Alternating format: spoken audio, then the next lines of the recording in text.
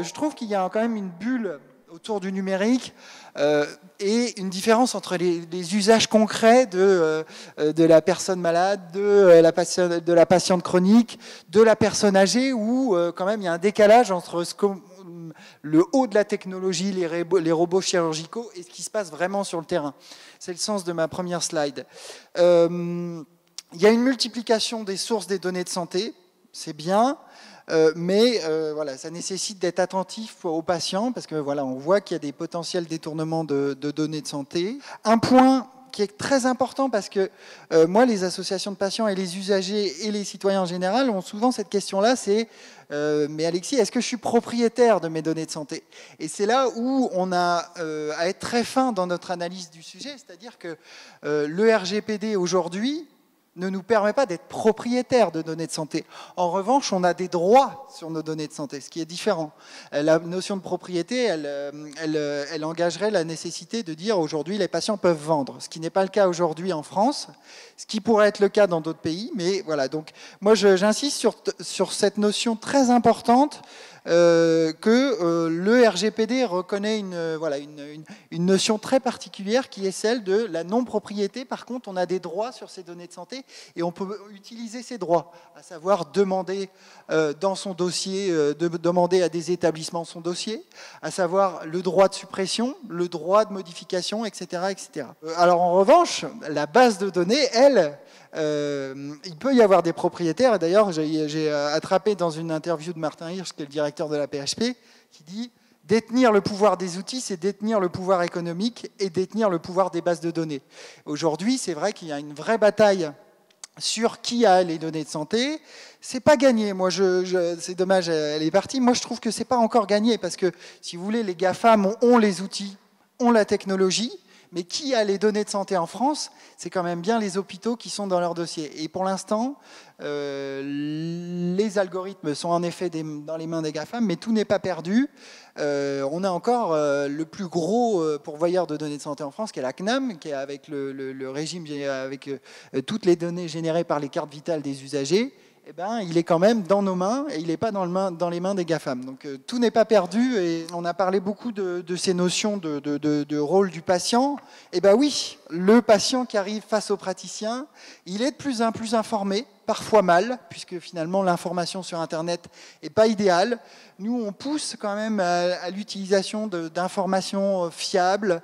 Les associations de patients, il y a des communautés en ligne qui commencent à apparaître, qui font des communautés en ligne, qui font, comment dire, relire leurs publications par des médecins, par des experts scientifiques, et c'est plutôt pas mal, parce que le patient, il arrive, il est plutôt en mode réfléchir sur sa maladie, et il arrive auprès du professionnel de santé en étant mieux informé.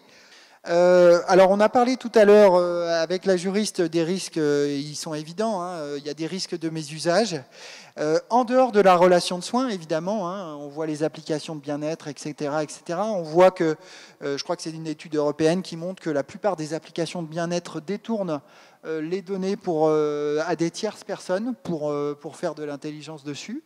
Et donc voilà, il y a plein de risques. Alors je rappelais en 2014 l'initiative d'AXA qui proposait de recevoir des chèques cadeaux en fonction du remplissage des objectifs de marche si vous faites 10 000 pas. Aux USA, en 2018, il y a eu un contrat d'assurance vie qui a été proposé en échange de vos résultats enregistrés sur votre montre Apple Watch. Si vous avez un nombre de pas journalier, vous obtenez une remise sur votre contrat d'assurance vie. Donc c'est pas fictif tout ça quand même. On voit bien que c'est sous-jacent à tout pays. Alors plus on avance aux USA, puisqu'on est dans un modèle de contractualisation privée, mais voilà, donc je voulais quand même souligner ce risque-là. Je voulais vous souligner aussi cette citation d'Aldous Huxley: la médecine a fait tellement de progrès que plus personne n'est en bonne santé. Eh bien oui, on a quand même des patients anxieux. on a quand même, avec cette multiplication des objets connectés, un risque qui est celui du super connecté. Et non, on n'a pas besoin de savoir son pouls en continu, son taux d'oxygène dans le sang en continu. Et donc, on a aussi attention au comportement anxiogène autour autour du numérique en santé, et particulièrement des objets connectés. Attention, oui au numérique, mais on a quand même, c'est une étude faite par des sociologues de Rennes, des universitaires de Rennes, on a 28% des patients qui ne sont pas connectés. C'est-à-dire, on dit souvent pas connecté parce qu'il n'y a souvent pas de réseau. Mais non, la non-connexion, c'est aussi le fait de ne pas pouvoir réaliser certaines opérations simples numériques. C'est-à-dire que moi, je vois énormément de praticiens qui passent sur Doctolib. D'accord, mais demain, la personne âgée qui ne saura pas prendre rendez-vous sur une Doctolib, c'est aussi une perte de chance en quelque sorte sur elle. Donc, on est attentif à tout ce développement de dispositifs numériques. On n'est pas contre, mais attention à une partie de la population qui n'est pas dans ces usages-là. Et demain, c'est pas pouvoir prendre un rendez-vous sur Doctolib, pas pouvoir faire une téléconsultation. C'est en quelque sorte une perte de chance pour nos personnes âgées. Alors, j'ai beaucoup d'espoir quand même, puisqu'on a quand même un bon maillage, notamment paramédical, notamment des infirmiers, qui peuvent intervenir au domicile et qui peuvent justement accompagner les usagers au domicile sur éventuellement, par exemple, de la prise de rendez-vous pour faire de la téléconsultation derrière. Attention aussi aux gadgets. Le taux de mortalité des startups, il est à 90% à 5 ans selon les données de l'INSEE. Attention aux gadgets. Alors je voyais des cuillères connectées, des cartables connectés. Enfin, très bien, mais attention aux patients à ne pas se faire avoir dans tous ces outils qui sont validés ou pas d'ailleurs par des autorités compétentes. Par ailleurs, moi j'ai tout un tas de startups qui me contactent. Monsieur Vervial, vous êtes l'Union des associations de patients, on va vous contacter pour tester notre produit. Je leur pose une question simple. Bonjour, pour faire votre produit, est-ce que vous avez mis un patient pour simplement lui demander ce qu'il en pense, le faire tester, voir faire travailler sur le produit. Enfin, la plupart des cas me disent non, on a développé dans notre coin le produit, on veut juste avoir votre aval. Donc c'est ça aussi, si on veut avoir des outils à un moment donné un peu ergonomiques pour nos patients, eh bien, il faudrait peut-être qu'ils participent à l'élaboration de ces outils. Aujourd'hui, quand même, avant de parler d'IA, etc., très probablement que le dossier patient de votre généraliste ne communique pas avec celui de votre hôpital où vous êtes pris en charge. Et donc, quand même, avant de pouvoir faire des choses magnifiques, il faudrait déjà qu'on puisse avoir du décloisonnement ville-hôpital.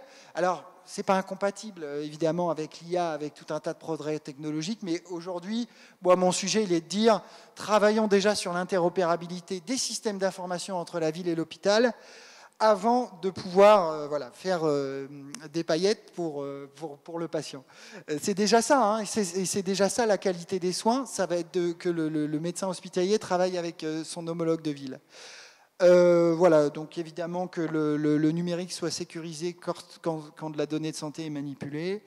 Nous, on est en train de réfléchir, association de patients, quels sont pour nous les principes éthiques majeurs pour les patients. Il y a évidemment la notion de droit des respects fondamentaux, et le droit d'accès à son dossier médical en est un. Il y a le droit à la confidentialité, il y a beaucoup de droits. Voilà. Le numérique les réinterroge, mais doit les intégrer. C'est-à-dire que ce n'est pas parce que le dossier est en ligne qu'on doit pas pouvoir le mettre à disposition du patient.